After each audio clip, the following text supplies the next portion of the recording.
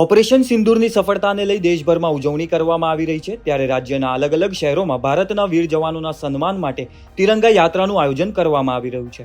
આવી જ રીતે વડોદરામાં ધારાસભ્ય મનીષાબેન વકીલની અધ્યક્ષતામાં સિંદૂર યાત્રાનું આયોજન કરવામાં આવ્યું। આ યાત્રામાં મહિલાઓને સિંદૂરની બોટલનું વિતરણ કરવામાં આવ્યું।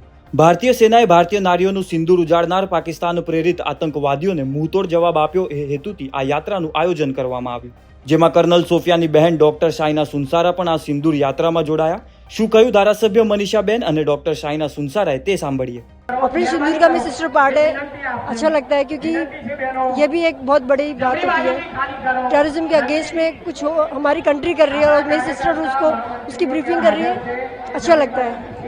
देश भर में अलग अलग स्थल पे जैसे तिरंगा यात्रा निकल रही है, उसी हिसाब से सिंदूर यात्रा, बहनों की यात्रा, बहनों ने सैनिकों के सम्मान के लिए और जो जीत हमने हासिल की और जो हमने जवाब दिया है पाकिस्तानी के सेना को, वो भी पाकिस्तान में घुस के जो उनके हमने आतंकवादी के जो कैंप है वो ध्वस्त किए हैं, उसके मान में उनके सम्मान में बहनों ने आज सैनिकों को मोटिवेशन मिले, इसलिए आज ये यात्रा का आयोजन किया है।